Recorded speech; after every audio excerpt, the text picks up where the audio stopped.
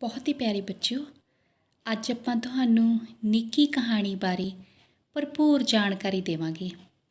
ਬੱਚੋ, ਇਹ ਜਾਣਕਾਰੀ ਆਪਾਂ ਤੁਹਾਨੂੰ ਸੰਖੇਪ ਰੂਪ ਦੇ ਵਿੱਚ ਵੀ ਪ੍ਰਦਾਨ ਕਰ ਸਕਦੇ ਸੀ, ਪਰ ਆਪਾਂ ਤੁਹਾਨੂੰ ਵਿਸਥਾਰਪੂਰਵਕ ਹੀ ਇਹ ਜਾਣਕਾਰੀ ਦੇਵਾਂਗੇ ਤਾਂ ਜੋ ਸਾਰੀ ਜ਼ਿੰਦਗੀ ਤੁਹਾਡੇ ਕੰਮ ਆਵੇ।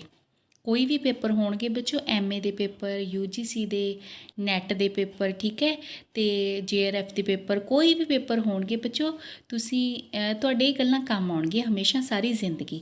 ਅਤੇ ਜਿਹੜੇ ਤੁਹਾਡੇ ਪੇਪਰ ਹੋਣੇ ਨੇ ਅਤੇ ਉਹਨਾਂ ਦੇ ਵਿੱਚ ਪ੍ਰਸ਼ਨ ਉੱਤਰ ਆਉਣੇ ਨੇ, ਉਹ ਵੀ ਇਸ ਦੇ ਵਿੱਚੋਂ ਹੀ ਆਉਣਗੇ। ਇਸ ਕਰਕੇ ਤੁਸੀਂ ਇੱਕ ਇੱਕ ਸਤਰ ਹੈ ਜਿਹੜੀ ਬੜੇ ਹੀ ਧਿਆਨਪੂਰਵਕ ਸੁਣਨੀ ਹੈ, ਠੀਕ ਹੈ ਨਾ। ਇੱਕ ਇੱਕ ਸਤਰ ਤੋਂ ਪ੍ਰਸ਼ਨ ਬਣ ਸਕਦੇ ਨੇ, ਠੀਕ ਹੈ ਬੱਚੋ। ਸੋ ਸ਼ੁਰੂ ਕਰਦੇ ਆਪਾਂ ਨਿੱਕੀ ਕਹਾਣੀ। ਸੋ ਆਧੁਨਿਕ ਸਾਹਿਤ ਵਿੱਚ ਨਿੱਕੀ ਕਹਾਣੀ ਇੱਕ ਪ੍ਰਮੁੱਖ ਰੂਪ ਹੈ, ਠੀਕ ਹੈ। ਸਾਹਿਤ ਕਿਹੜਾ ਹੁੰਦਾ? ਜਿਹੜਾ ਸਾਹਿਤ ਆਪਾਂ ਕਹਾਣੀਆਂ, ਨਾਵਲ, ਇਕਾਂਗੀ ਅਤੇ ਸਾਰਾ ਕੁਛ ਕਵਿਤਾਵਾਂ ਹੀ ਸਾਹਿਤ ਦੇ ਰੂਪ ਨੇ, ਠੀਕ ਹੈ ਬੱਚੋ। ਇਹ ਅਜਿਹਾ ਰੂਪ ਹੈ ਜੋ ਨਵੀਨ ਹੈ ਅਤੇ ਪੁਰਾਣਾ ਵੀ ਹੈ, ਠੀਕ ਹੈ। ਨਵਾਂ ਵੀ ਹੈ ਅਤੇ ਪੁਰਾਣਾ ਵੀ। ਉਹ ਕਿਸ ਤਰ੍ਹਾਂ ਆਪਾਂ ਦੇਖਦੇ ਹਾਂ। ਨਿੱਕੀ ਕਹਾਣੀ ਦਾ ਜੋ ਵਾਤਾਵਰਨ ਹੈ, ਠੀਕ ਹੈ, ਮੁਹਾਂਦਰਾ ਆਧੁਨਿਕ ਪੱਛਮੀ ਕਹਾਣੀ ਦੀ ਹੀ ਦੇਣ ਹੈ। ਭਾਵੇਂ ਸੰਸਕ੍ਰਿਤ ਵਿੱਚ ਕਥਾ ਅਤੇ ਅਖਾਇਕਾ ਦੋ ਰੂਪ ਕਹਾਣੀ ਦੇ ਗੁਣਾਂ ਨਾਲ ਮਿਲਦੇ ਜੁਲਦੇ ਹਨ, ਅਤੇ ਪਰ ਨਵੀਨ ਕਹਾਣੀ ਦਾ ਸੁਭਾਅ ਪੱਛਮੀ ਕਹਾਣੀ ਦੇ ਪ੍ਰਭਾਵ ਅਧੀਨ ਵਿਸ਼ੇਸ਼ ਰੂਪ ਵਿੱਚ ਨਿਖਰਿਆ ਹੈ, ਜਿਸ ਕਰਕੇ ਆਧੁਨਿਕ ਕਹਾਣੀ ਨੂੰ ਪੱਛਮੀ ਕਹਾਣੀ ਦੇ ਪ੍ਰਭਾਵ ਅਧੀਨ ਵਿਕਸਿਤ ਹੋਇਆ ਸਾਹਿਤ ਰੂਪ ਮੰਨਿਆ ਜਾਂਦਾ ਹੈ। ਦੇਖੋ, ਇੱਕ ਤਾਂ ਸੰਸਕ੍ਰਿਤ ਦੇ ਵਿੱਚ ਕਥਾ ਜਾਂ ਅਖਾਇਕਾ ਦੋ ਰੂਪ ਕਹਾਣੀ ਦੇ ਗੁਣ ਮਿਲਦੇ ਜੁਲਦੇ ਨੇ ਇਸ ਨਾਲ, ਪਰ ਜਿਹੜੀ ਨਵੀਨ ਹੈ ਅੱਜ ਕੱਲ੍ਹ ਜੋ ਨਿੱਕੀਆਂ ਕਹਾਣੀਆਂ ਚੱਲਦੀਆਂ ਨੇ, ਉਹ ਪੱਛਮੀ ਪ੍ਰਭਾਵ ਦੇ ਅਧੀਨ, ਪੱਛਮੀ ਮਤਲਬ ਵੈਸਟਰਨ ਕਲਚਰ, ਉਹਦੇ ਅਧੀਨ ਆਏ ਲੱਗਦੇ ਨੇ, ਠੀਕ ਹੈ ਨਾ। ਨਿੱਕੀ ਕਹਾਣੀ ਧੁਰ ਮੁੱਢ ਤੋਂ ਆਪਣੇ ਨਾਟਕੀ ਗੁਣਾਂ ਕਰਕੇ ਪਾਠਕ ਨੂੰ ਕੀਲ ਕੇ ਬੰਨ੍ਹ ਲੈਂਦੀ ਹੈ, ਅਤੇ ਪਾਠਕ ਅੱਗੇ ਕੀ ਹੈ, ਮਤਲਬ ਸਵਾਲ ਕਰਦਾ ਅੱਗੇ ਕੀ, ਇਹਨੂੰ ਜਾਣਨ ਲਈ ਬਹੁਤ ਉਤਾਵਲਾ ਰਹਿੰਦਾ। ਇਸ ਤਰ੍ਹਾਂ ਪੇਸ਼ ਕੀਤਾ ਜਾਂਦਾ ਸਾਰਾ ਕੁਛ। ਨਿੱਕੀ ਕਹਾਣੀ ਦਾ ਆਰੰਭ ਝਟਪਟਾ, ਤਿੱਖਾ ਅਤੇ ਅਚਰਜ ਭਰਿਆ ਹੁੰਦਾ ਹੈ। ਅਚਰਜ ਹੁੰਦਾ ਮਤਲਬ ਇਸ ਦੇ ਵਿੱਚ ਇਹੋ ਤਿੱਖਾਪਣ ਕਹਾਣੀ ਦੇ ਸਾਰੇ ਪਿੰਡੇ ਵਿੱਚ ਪਸਰਿਆ ਰਹਿੰਦਾ ਹੈ, ਠੀਕ ਹੈ ਨਾ।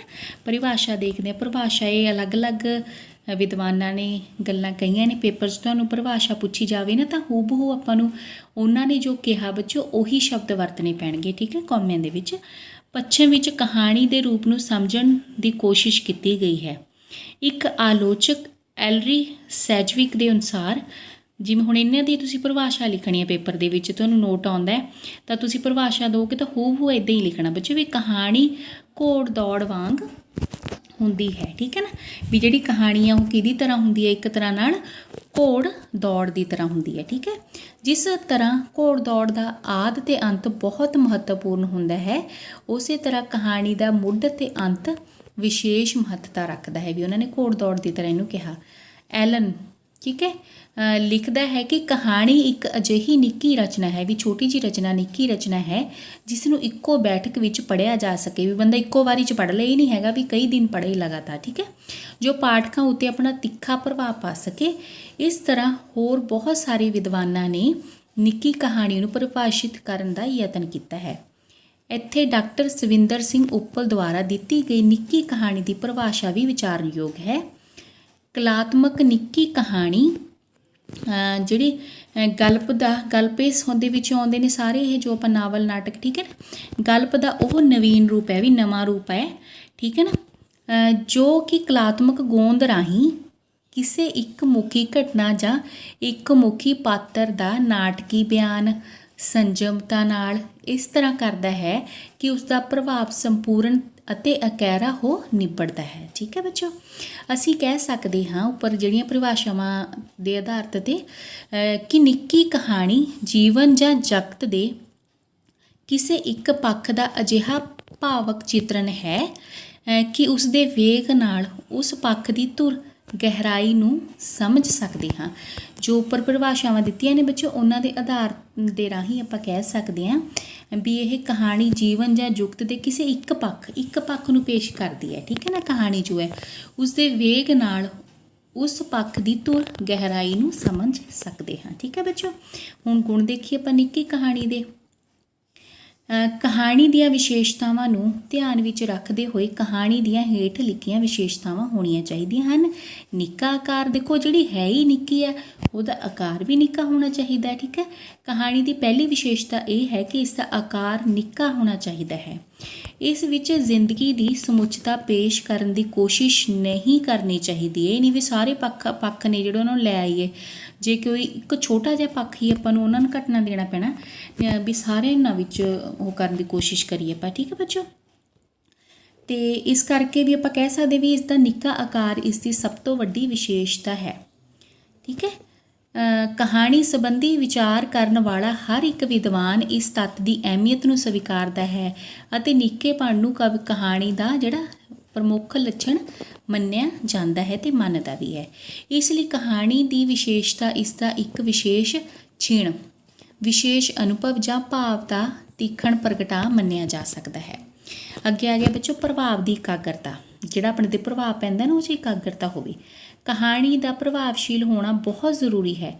ਲੇਖਕ ਨੂੰ ਜ਼ਿੰਦਗੀ ਦੇ ਅਜਿਹੇ ਛਿਣਾਂ ਦਾ ਬਿਆਨ ਕਰਨਾ ਚਾਹੀਦਾ ਹੈ ਜਿਹੜੇ ਸਾਡੇ ਮਨ ਦੇ ਉੱਪਰ ਪ੍ਰਭਾਵ ਪਾਉਣ। ਉਂਝ ਨਹੀਂ ਵੀ ਕੋਈ ਉਂਝ ਚੱਕ ਕੇ ਲਿਖਦੇ ਕਹਾਣੀ, ਠੀਕ ਹੈ, ਨਹੀਂ, ਪ੍ਰਭਾਵ ਪਾਉਣ ਵਾਲੀ ਹੋਣੀ ਚਾਹੀਦੀ ਹੈ ਉਹ। ਕਈ ਵਾਰ ਲੇਖਕ ਅਜਿਹੀਆਂ ਘਟਨਾਵਾਂ ਨੂੰ ਬਿਆਨਣ ਦੀ ਗਲਤੀ ਵੀ ਕਰ ਲੈਂਦਾ ਹੈ ਜਿਨ੍ਹਾਂ ਦੀ ਸਾਡੀ ਜ਼ਿੰਦਗੀ ਵਿੱਚ ਖਾਸ ਸਾਰਥਕਤਾ ਨਹੀਂ ਹੁੰਦੀ, ਜਿਸ ਦੇ ਫਲਸਰੂਪ ਉਹ ਸਫਲਤਾ ਪ੍ਰਾਪਤ ਕਰਨ ਤੋਂ ਅਸਮਰੱਥ ਹੋ ਜਾਂਦਾ। ਮਤਲਬ ਵੀ ਜਦੋਂ ਸਰੋਤੀ ਉਹਨੂੰ ਪਸੰਦ ਨਹੀਂ ਕਰਨਗੇ ਜਾਂ ਪੜ੍ਹਨ ਵਾਲੇ ਪਸੰਦ ਨਹੀਂ ਉਹਨੂੰ ਕਰਨਗੇ, ਠੀਕ ਹੈ ਨਾ, ਤਾਂ ਉਹਨਾਂ ਨੂੰ ਬਿਲਕੁਲ ਵਧੀਆ ਨਹੀਂ ਲੱਗੇਗਾ ਅਤੇ ਜੋ ਲਿਖਿਆ ਲੇਖਕ ਨੇ ਉਹ ਸਾਰਥਕ ਸਿੱਧ ਨਹੀਂ ਹੋਏਗਾ, ਉਹਦਾ ਅਰਥ ਹੀ ਨਹੀਂ ਰਹਿਣਾ ਕੋਈ। ਠੀਕ ਹੈ, ਕਲਾਤਮਕਤਾ ਕੀ ਹੁੰਦਾ ਬੱਚੋ? ਕਹਾਣੀ ਕਿਉਂਕਿ ਸਾਹਿਤ ਰੂਪ ਹੈ, ਠੀਕ ਹੈ, ਜਿਸ ਕਰਕੇ ਕਲਾਤਮਕ ਰੂਪ ਜਿਹੜਾ ਕਿ ਮਤਲਬ ਦੂਸਰੀ ਦੁਨੀਆ ਦੇ ਵਿੱਚ ਆਪਾਂ ਕਲਪਨਾ ਦੇ ਰਾਹੀਂ ਇਸ ਨੂੰ ਤਿਆਗਣਾ ਨਹੀਂ ਚਾਹੀਦਾ। ਕਹਾਣੀ ਨੂੰ ਹਮੇਸ਼ਾ ਕਹਾਣੀ ਦੇ ਰੂਪ ਦੀਆਂ ਸੀਮਾਵਾਂ ਅੰਦਰ ਹੀ ਰਹਿਣਾ ਚਾਹੀਦਾ ਹੈ। ਜੇਕਰ ਕਹਾਣੀ ਵਿੱਚ ਸਿੱਧੀ ਬਿਆਨਬਾਜ਼ੀ ਹੋਵੇਗੀ ਤਾਂ ਉਹ ਸਿਰਫ ਦਸਤਾਵੇਜ਼ ਬਣ ਜਾਵੇਗਾ ਅਤੇ ਪ੍ਰਚਾਰ ਦਾ ਸਾਧਨ ਬਣ ਜਾਵੇਗੀ। ਇਸ ਲਈ ਕਹਾਣੀ ਵਿੱਚ ਕਲਾਤਮਕਤਾ ਹੋਣੀ ਬਹੁਤ ਜ਼ਰੂਰੀ ਹੈ। ਮਤਲਬ ਪੇਸ਼ ਕਿੱਦਾਂ ਕੀਤਾ ਉਹਨੂੰ, ਵੀ ਆਪਣੇ ਕੋਲੋਂ ਵਿਸ਼ਾ ਤਾਂ ਉਹੀ ਹੈ ਪਰ ਪੇਸ਼ਕਾਰੀ ਇੰਝ ਹੋਣੀ ਚਾਹੀਦੀ ਹੈ ਵੀ ਜਿਹੜੇ ਪੜ੍ਹਨ ਵਾਲੇ ਪਾਠਕ ਨੇ, ਠੀਕ ਹੈ, ਉਹ ਉਹਨਾਂ ਨੂੰ ਵਧੀਆ ਪ੍ਰਭਾਵ ਪਾ ਸਕਣ ਉੱਤੇ ਆਪਣੇ ਆਪ 'ਤੇ, ਹੈ ਨਾ। ਅਤੇ ਰੌਚਕਤਾ ਕੀ ਹੁੰਦੀ ਹੈ ਬੱਚੋ? ਕਹਾਣੀ ਵਿੱਚ ਰੌਚਕਤਾ ਦਾ ਹੋਣਾ ਬਹੁਤ ਜ਼ਰੂਰੀ ਹੈ। ਰੌਚਕਤਾ ਤੋਂ ਬਿਨਾਂ ਹਰ ਇੱਕ ਸਾਹਿਤ ਰਚਨਾ ਨਿਰਜਿੰਦ ਹੋ ਜਾਂਦੀ ਹੈ। ਕਹਾਣੀ ਵਿੱਚ ਰੌਚਕਤਾ ਦਾ ਹੋਣਾ ਹੋਰ ਵੀ ਜ਼ਰੂਰੀ ਹੈ ਕਿਉਂਕਿ ਇਹ ਸਿਰਫ ਜ਼ਿੰਦਗੀ ਦੇ ਕੁਝ ਭਾਗ ਨੂੰ ਹੀ ਫੜਨ ਦਾ ਯਤਨ ਕਰਦੀ ਹੈ। ਅਜਿਹੀ ਕਿਰਿਆ ਸਮੇਂ ਲੇਖਕ ਕੋਲ ਚੋਣ ਹੁੰਦੀ ਹੈ ਕਿ ਉਹ ਜ਼ਿੰਦਗੀ ਦੇ ਵੱਧ ਰੌਚਕ ਛਿਣਾਂ ਨੂੰ ਪਕੜ ਸਕਦਾ ਹੈ। ਇਸ ਦੇ ਨਾਲ ਹੀ ਪ੍ਰਗਟਾਅ ਦੇ ਮਾਧਿਅਮ ਵਾਰਤਕ ਹੋਣ ਕਰਕੇ ਉਸ ਨੂੰ ਬਗੈਰ ਕਿਸੇ ਮੁਸ਼ਕਲ ਤੋਂ ਪ੍ਰਗਟ ਵੀ ਕਰ ਸਕਦਾ ਹੈ। ਇਸ ਪ੍ਰਕਾਰ ਕਹਾਣੀ ਵਿੱਚ ਰੌਚਕਤਾ ਦਾ ਹੋਣਾ ਬਹੁਤ ਜ਼ਰੂਰੀ ਹੈ। ਰੌਚਕ ਕੋਈ ਵੀ ਚੀਜ਼ ਆ ਬੱਚੋ, ਜੇ ਰੌਚਕ ਹੋਊਗੀ, ਵਧੀਆ ਲੱਗੂਗੀ ਤਾਂ ਹੀ ਆਪਾਂ ਉਹਨੂੰ ਪਸੰਦ ਕਰਾਂਗੇ, ਹੈ ਨਾ, ਨਹੀਂ ਤਾਂ ਆਪਣੇ ਲਈ ਤਾਂ ਉਹ ਨਿਰਾਰਥਕ ਆ, ਕੋਈ ਅਰਥ ਹੀ ਨਹੀਂ ਉਸਦਾ। ਠੀਕ ਹੈ, ਗਤੀਸ਼ੀਲਤਾ ਜੋ ਲਗਾਤਾਰ ਚੱਲਣ ਵਾਲੀ ਹੁੰਦੀ ਹੈ ਨਾ।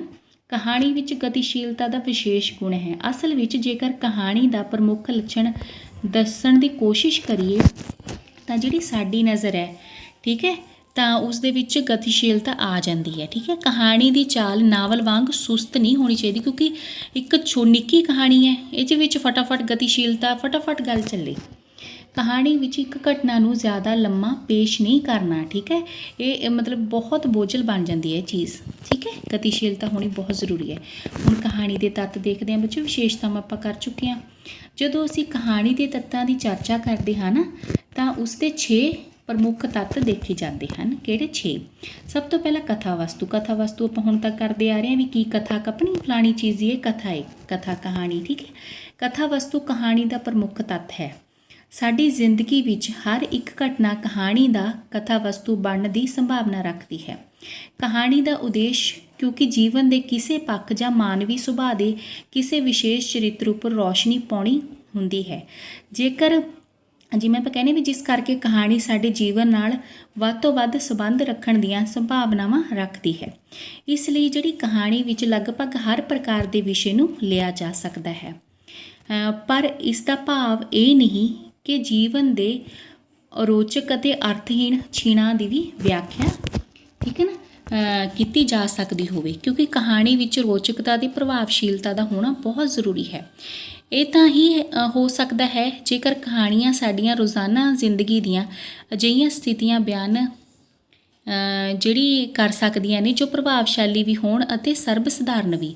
ਉਦਾਹਰਨ ਵਜੋਂ ਸੁਜਾਨ ਸਿੰਘ ਦੀ ਜੋ ਕਹਾਣੀ ਹੈ ਕੁਲਫੀ ਵਿੱਚ ਬੱਚੇ ਦੀ ਕੁਲਫੀ ਪ੍ਰਾਪਤ ਕਰਨ ਦੀ ਕਿਰਿਆ ਨੂੰ ਪ੍ਰਭਾਵਸ਼ਾਲੀ ਪ੍ਰਸੰਗ ਪ੍ਰਦਾਨ ਕਰਕੇ ਸਾਡੀ ਹੋ ਰਹੀ ਸਮਾਜਿਕ ਲੁੱਟ ਦਾ ਜਿਹੜਾ ਯੋਗ ਹੱਲ ਪੇਸ਼ ਕਰਨ ਦੀ ਕੋਸ਼ਿਸ਼ ਕੀਤੀ ਗਈ ਹੈ। ਕਹਾਣੀ ਦੀ ਗੋਂਦ ਜਾਂ ਕਥਾਨਕ ਸੰਖੇਪ ਤੇ ਸਰਲ ਹੁੰਦਾ ਹੈ। ਠੀਕ ਹੈ ਬੱਚੋ, ਆਪਾਂ ਕਹਿ ਸਕਦੇ ਹਾਂ ਵੀ ਜਿਵੇਂ ਸੁਜਾਨ ਸਿੰਘ ਦੀ ਕਹਾਣੀ ਹੈ ਨਾ, ਉਸ ਦੇ ਵਿੱਚ ਬੱਚਾ ਕੁਲਫੀ ਕੁਲਫੀ ਕਹੀ ਜਾਂਦਾ। ਕੁਲਫੀ ਕਹਾਣੀ ਦੇ ਵਿੱਚ ਵੀ ਪਹਿਲੀਆਂ ਸਤਰਾਂ ਦੇ ਵਿੱਚ ਪਹਿਲੇ ਫਿਕਰੇ ਦੇ ਵਿੱਚ ਹੀ ਜਿਹੜੀ ਸੰਦੇਸ਼ ਆਪਣੇ ਸਾਹਮਣੇ ਆਉਣਾ ਸ਼ੁਰੂ ਹੋ ਜਾਵੇ। ਠੀਕ ਹੈ, ਫਿਰ ਕਹਾਣੀ ਮਗ ਦੇ ਕਾਰਜ ਨਾਲ ਸਿਖਰ ਵੱਲ ਵੱਧਦੀ ਹੈ ਅਤੇ ਅੰਤ ਸੁਝਾਊ ਤੇ ਹੈਰਾਨੀਜਨਕ ਹੁੰਦਾ ਹੈ। ਆਮ ਤੌਰ 'ਤੇ ਕਹਾਣੀ ਦਾ ਅੰਤ ਬੰਦੂਕ ਵਿੱਚੋਂ ਨਿਕਲੀ ਗੋਲੀ ਵਾਂਗ ਝਟਪਟਾ ਹੁੰਦਾ ਹੈ ਅਤੇ ਬਹੁਤਾ ਕੁਝ ਪਾਠਕਾਂ ਦੀ ਕਲਪਨਾ 'ਤੇ ਅਣਕਿਹਾ ਛੱਡ ਦਿੱਤਾ ਜਾਂਦਾ ਹੈ। ਇਸੇ ਤਰ੍ਹਾਂ ਨਿੱਕੀ ਕਹਾਣੀ ਦੀ ਗੋਂਦ ਜਿਹਨੂੰ ਆਪਾਂ ਕਹਿੰਦੇ ਹਾਂ ਕਸਵੀਂ ਤੇ ਚੁਸਤ ਹੁੰਦੀ ਹੈ। ਇਸ ਲਈ ਸੰਜਮਤਾ ਤੇ ਸੰਖੇਪਤਾ ਕਹਾਣੀ ਦਾ ਬਹੁਤ ਜ਼ਰੂਰੀ ਅੰਗ ਹੈ। ਦੂਜੇ ਨੰਬਰ 'ਤੇ ਆ ਗਿਆ ਬੱਚੋ ਤੱਤ ਹੈ ਜਿਹੜਾ ਪਾਤਰ ਤੇ ਪਾਤਰ ਚਿੱਤਰਣ। ਠੀਕ ਹੈ, ਸਾਹਿਤ ਦੇ ਦੂਜੇ ਰੂਪ ਵਾਂਗ ਕਹਾਣੀ ਦੇ ਵਿੱਚ ਵੀ ਪਾਤਰ ਚਿੱਤਰਣ ਦਾ ਬਹੁਤ ਮਹੱਤਵਪੂਰਨ ਯੋਗਦਾਨ ਹੈ। ਕਹਾਣੀ ਚਾਹੇ ਇਤਿਹਾਸਿਕ ਹੋਵੇ, ਪੌਰਾਣਿਕ ਹੋਵੇ ਅਤੇ ਸਮਾਜਿਕ ਜਾਂ ਮਨੋਵਿਗਿਆਨਿਕ ਹੋਵੇ, ਕੋਈ ਵੀ ਹੋਵੇ, ਚਾਹੇ ਪਾਤਰ ਇਹਨਾਂ ਦੇ ਬਹੁਤ ਜ਼ਰੂਰੀ ਨੇ। ਠੀਕ ਹੈ, ਪਾਤਰ ਚਿੱਤਰਣ ਦਾ ਮਹੱਤਵ ਬਹੁਤ ਹੈ। ਭਾਵੇਂ ਕਹਾਣੀ ਵਿੱਚ ਘਟਨਾਵਾਂ ਦੀ ਆਪਣੀ ਪ੍ਰਮੁੱਖ ਵਿਸ਼ੇਸ਼ਤਾ ਹੁੰਦੀ ਹੈ, ਪਰ ਘਟਨਾਵਾਂ ਕਦੇ ਵੀ ਸੁਤੰਤਰ ਰੂਪ ਵਿੱਚ ਨਹੀਂ ਵਾਪਰ ਸਕਦੀਆਂ। ਲੇਖਕ ਘਟਨਾ ਨੂੰ ਵਿਸ਼ੇਸ਼ ਪ੍ਰਸੰਗ ਅਧੀਨ ਪੇਸ਼ ਕਰਦਾ ਹੈ ਅਤੇ ਅਜਿਹਾ ਪ੍ਰਸੰਗ ਦੇਣ ਲਈ ਹੀ ਉਹ ਪਾਤਰਾਂ ਦਾ ਨਿਰਮਾਣ ਕਰਦਾ ਹੈ। ਇਸ ਲਈ ਪਾਤਰ ਚਿੱਤਰਣ ਦੀ ਸਫਲਤਾ ਦੇ ਆਧਾਰ 'ਤੇ ਹੀ ਕਹਾਣੀ ਦੀ ਸਫਲਤਾ ਆ ਟਿਕਦੀ ਹੈ। ਕਹਾਣੀ ਅੰਦਰ ਪਾਤਰ ਚਿੱਤਰਣ ਸਮੇਂ ਪਹਿਲੀ ਧਿਆਨ ਦੇਣ ਵਾਲੀ ਗੱਲ ਇਹ ਹੈ ਕਿ ਪਾਤਰਾਂ ਦੀ ਗਿਣਤੀ ਹੈ ਨਾ ਜ਼ਿਆਦਾ ਨਾ ਹੋਵੇ। ਕਹਾਣੀ ਦਾ ਜੋ ਆਕਾਰ ਹੈ ਉਹ ਛੋਟਾ ਹੋਣ ਕਰਕੇ ਕਹਾਣੀ ਵਿੱਚ ਘੱਟ ਪਾਤਰ ਹੀ ਸਮਾ ਸਕਦੇ ਹਨ। ਠੀਕ ਹੈ, ਬਹੁਤੇ ਪਾਤਰ ਤਾਂ ਆ ਹੀ ਨਹੀਂ ਸਕਦੇ ਹਨ। ਪਾਤਰ ਆਪਣੇ ਕਿਰਦਾਰ ਦਾ ਜਿਹੜਾ ਵਿਸਤਾਰ ਹੈ ਉਹ ਸਾਹਿਤ ਪ੍ਰਗਟਾ ਕਰਨ ਦੇ ਸਮਰੱਥ ਨਹੀਂ ਹੁੰਦੇ। ਠੀਕ ਹੈ ਨਾ, ਇਸ ਲਈ ਕਹਾਣੀ ਵਿੱਚ ਘੱਟ ਪਾਤਰ ਹੋਣੇ ਚਾਹੀਦੇ ਨੇ, ਜ਼ਿਆਦਾ ਪਾਤਰ ਪ੍ਰਗਟਾ ਨਹੀਂ ਕਰ ਸਕਦੇ ਬੱਚੋ। ਠੀਕ ਹੈ ਨਾ, ਇਸ ਦੇ ਨਾਲ ਹੀ ਜ਼ਰੂਰੀ ਹੈ ਕਿ ਸਿਰਫ ਵਿਸ਼ੇਸ਼ ਪਾਤਰਾਂ ਦੇ ਕਿਰਦਾਰ ਨੂੰ ਹੀ ਸਮੁੱਚੀਆਂ ਸੰਭਾਵਨਾਵਾਂ ਸਾਹਿਤ ਨਿਖਾਰਿਆ ਜਾਵੇ ਤਾਂ ਕਿ ਕਹਾਣੀ ਦੇ ਜਿਹੜੇ ਨਿਸ਼ਚਿਤ ਆਕਾਰ ਵਿੱਚ ਜੀਵਨ ਦਾ ਇੱਕ ਸੰਜੀਵ ਬਿੰਬ ਪੇਸ਼ ਕੀਤਾ ਜਾ ਸਕੇ। ਠੀਕ ਹੈ ਨਾ, ਵੀ ਘੱਟ ਪਾਤਰਾਂ ਦੇ ਵਿੱਚ ਹੀ ਜੋ ਆਪਾਂ ਕਹਿਣਾ ਚਾਹੁੰਦੇ ਹਾਂ ਆਪਾਂ ਕਹਿ ਸਕੀਏ। ਠੀਕ ਹੈ, ਵਾਰਤਾਲਾਪ ਡਾਇਲੋਗ ਆ ਗਏ ਉਹਨਾਂ ਦੇ। ਵਾਰਤਾਲਾਪ ਦਾ ਕਹਾਣੀ ਵਿੱਚ ਪ੍ਰਮੁੱਖ ਸਥਾਨ ਹੈ। ਇਹ ਕਹਾਣੀ ਵਿੱਚ ਵਿਸ਼ੇਸ਼ ਭੂਮਿਕਾ ਨਿਭਾਉਂਦੇ ਹਨ ਕਿਉਂਕਿ ਕਥਾਨਕ ਦੇ ਵਿਸਥਾਰ ਅਤੇ ਪਾਤਰ ਚਿੱਤਰਣ ਦਾ ਪ੍ਰਮੁੱਖ ਆਧਾਰ ਵਾਰਤਾਲਾਪ ਹੀ ਹੁੰਦੇ ਹਨ।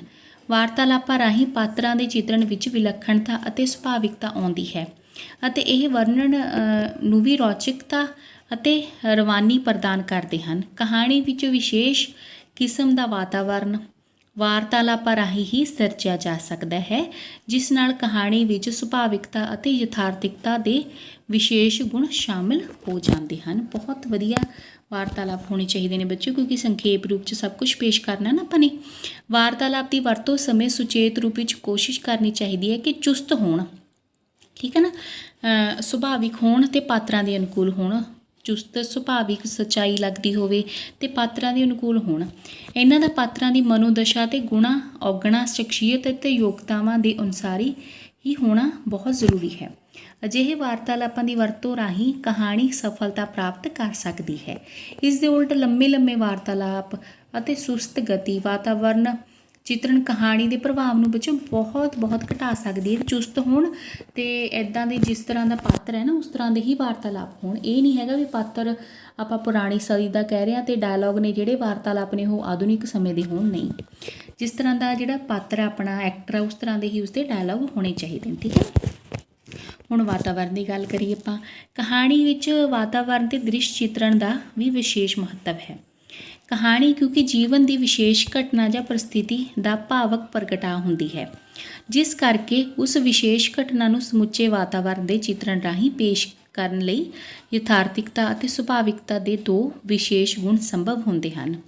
ਨਿਰਸੰਦੇਹ ਦ੍ਰਿਸ਼ ਚਿੱਤਰਣ ਨੂੰ ਕਹਾਣੀ ਵਿੱਚ ਵਿਸ਼ੇਸ਼ ਸਥਾਨ ਹਾਸਲ ਹੈ। ਪੰਜਾਬੀ ਕਹਾਣੀ ਦੇ ਖੇਤਰ ਵਿੱਚ ਵਰਿਆਮ ਸਿੰਘ ਸੰਧੂ ਦੀਆਂ ਕਹਾਣੀਆਂ ਵਿੱਚ ਵਾਤਾਵਰਨ ਹੈ ਜਿਹੜਾ ਵਿਸ਼ੇਸ਼ ਜਿਹੜੀ ਸਫਲਤਾ ਨਾਲ ਚਿਤਰਿਆ ਜਾਂਦਾ ਹੈ।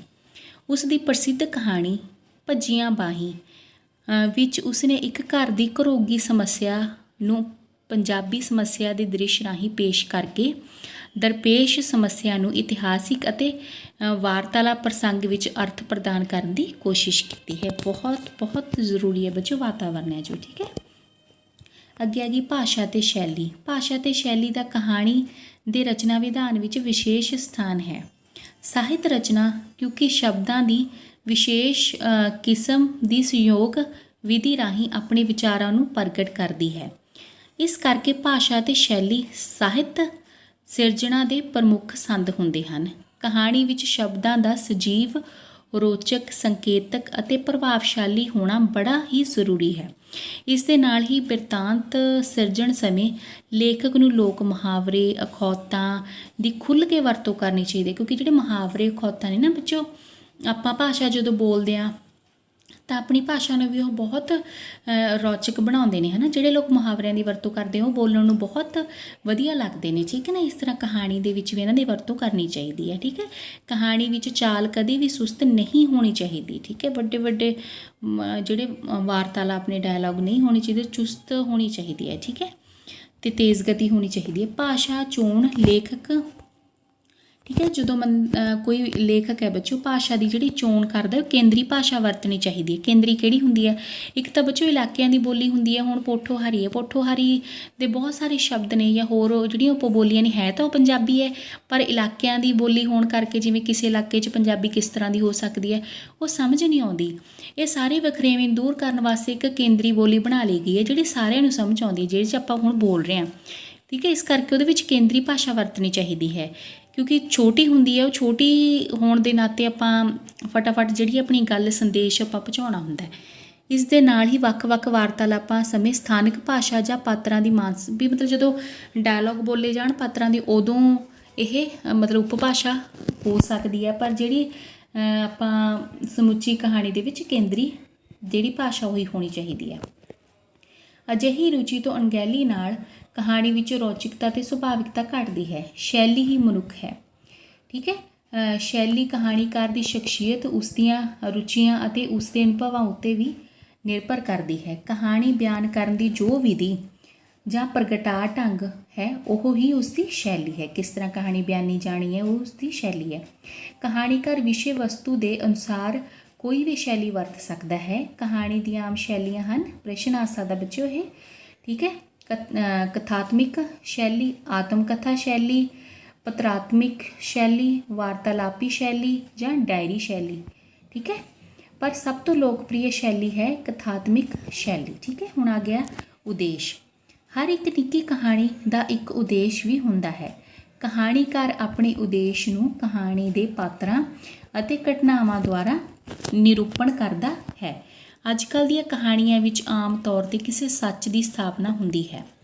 ਇਹ ਸੱਚ ਮਨੋਵਿਗਿਆਨਿਕ ਹੋ ਸਕਦਾ ਹੈ, ਸਮਾਜਿਕ ਅਤੇ ਆਰਥਿਕ ਵੀ ਹੋ ਸਕਦਾ ਹੈ। ਵੀ ਬੱਚੋ ਉਦੇਸ਼ ਜ਼ਰੂਰ ਹੋਵੇ, ਉਦੇਸ਼ ਤੋਂ ਬਿਨਾਂ ਜੇ ਆਪਾਂ ਕਹਾਣੀ ਲਿਖਾਂਗੇ ਤਾਂ ਉਹਦਾ ਕੋਈ ਮਤਲਬ ਹੀ ਨਹੀਂ।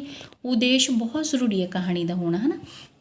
ਕੋਈ ਬੇਰੁਜ਼ਗਾਰੀ ਦੇ ਉੱਪਰ ਲਿਖ ਰਹੇ ਹਾਂ, ਬੇਰੁਜ਼ਗਾਰੀ ਦਾ ਉਦੇਸ਼ ਹੋਵੇ, ਉਹਨੂੰ ਅੱਗੇ ਰੱਖ ਕੇ ਲਿਖਦੇ ਹਾਂ ਆਪਾਂ, ਵੀ ਮਤਲਬ ਉਂਝ ਹੀ ਕਿਸੇ ਬੰਦੇ ਬਾਰੇ ਲਿਖਤਾ ਉਹ ਤਾਂ ਕੋਈ ਗੱਲ ਨਹੀਂ ਬਣਦੀ, ਹੈ ਨਾ।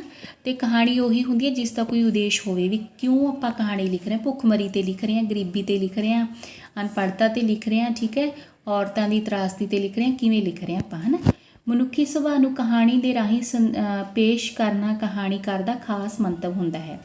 ਨਿੱਕੀ ਕਹਾਣੀ ਵਿੱਚ ਸੰਪੂਰਨ ਜ਼ਿੰਦਗੀ ਦੀ ਵਿਆਖਿਆ ਤਾਂ ਨਹੀਂ ਹੋ ਸਕਦੀ, ਪਰ ਜ਼ਿੰਦਗੀ ਦੇ ਕਿਸੇ ਇੱਕ ਪਹਿਲੂ ਉੱਤੇ ਇੱਕ ਖਾਸ ਨਜ਼ਰੀਏ ਨਾਲ ਚਾਨਣਾ ਪਾਇਆ ਜਾ ਸਕਦਾ ਹੈ। ਇਸ ਲਈ ਕਹਾਣੀ ਦਾ ਅਸਲੀ ਮੰਤਵ ਜਾਂ ਉਦੇਸ਼ ਇਹੀ ਹੈ ਕਿ ਉਹ ਮਨੁੱਖੀ ਜੀਵਨ ਦੀ ਵਿਆਖਿਆ ਕਰੇ ਅਤੇ ਜੀਵਨ ਦੀਆਂ ਨਵੀਆਂ ਸੰਭਾਵਨਾਵਾਂ ਦੀ ਸਥਾਪਨਾ ਕਰੇ, ਠੀਕ ਹੈ ਬੱਚਿਓ। ਇਹ ਜਿਹੜੀ ਉਪਰੋਕਤ ਚਰਚਾ ਦੇ ਆਧਾਰ 'ਤੇ ਕਿਹਾ ਜਾ ਸਕਦਾ ਹੈ ਕਹਾਣੀ ਉਪਰੋਕਤ ਤੱਤਾਂ ਦੇ ਯੋਗ ਸੁਮੇਲ ਨਾਲ ਹੀ ਸਾਰਥਿਕ ਹੋਂਦ ਧਾਰਨ ਕਰ ਸਕਦੀ ਹੈ। ਸਫਲ ਕਹਾਣੀ ਵਿੱਚ ਇਹਨਾਂ ਸਾਰਿਆਂ ਤੱਤਾਂ ਦਾ ਨਿਸ਼ਚਿਤ ਅਨੁਪਾਤ ਵਿੱਚ ਹੋਣਾ ਬਹੁਤ ਜ਼ਰੂਰੀ ਹੈ। ਵੀ ਨਿਸ਼ਚਿਤ ਅਨੁਪਾਤ ਦੇ ਵਿੱਚ, ਜਿਵੇਂ ਆਪਾਂ ਕੋਈ ਖਾਣਾ ਬਣਾਉਂਦੇ ਹਾਂ, ਹਰ ਇੱਕ ਚੀਜ਼ ਨਿਸ਼ਚਿਤ ਅਨੁਪਾਤ ਦੇ ਵਿੱਚ ਹੁੰਦੀ ਨੇ, ਇਹ ਨਹੀਂ ਹੈਗਾ ਵੀ ਇੱਕ ਜ਼ਿਆਦਾ ਇੱਕ ਘੱਟ, ਇਸ ਤਰ੍ਹਾਂ ਇਹਨਾਂ ਦੀ ਵੀ, ਠੀਕ ਹੈ। ਸਾਰੇ ਤੱਤ ਨਿਸ਼ਚਿਤ ਹੋਣੇ ਚਾਹੀਦੇ ਨੇ, ਵੀ ਇਹਨਾਂ ਦੀ ਇੱਕ ਦੀ ਵੀ ਅਣਹੋਂਦ ਹੋਗੀ ਤਾਂ ਕਹਾਣੀ ਦਾ ਕੋਈ ਤੱਤ ਜਿਹੜਾ ਉਹਦਾ ਅਸਰ ਹੈ ਉਹੀ ਖਤਮ ਹੋ ਜਾਣਾ ਬੱਚਿਓ, ਠੀਕ ਹੈ। ਸੋ ਇਸ ਕਰਕੇ ਬਹੁਤ ਜ਼ਰੂਰੀ ਹੈ। ਹੁਣ ਆਪਾਂ ਪੰਜਾਬੀ ਦੀਆਂ ਕਹਾਣੀਆਂ ਦੇਖਦੇ ਹਾਂ ਵੀ ਕਿਹੜੀਆਂ ਮਸ਼ਹੂਰ ਹੋਈਆਂ ਨੇ। ਪੰਜਾਬੀ ਕਹਾਣੀ ਆਧੁਨਿਕ ਯੁੱਗ ਦੀ ਦੇਣ ਹੈ, ਠੀਕ, ਆਧੁਨਿਕ ਨਵੇਂ ਯੁੱਗ ਦੀ ਦੇਣ ਹੈ।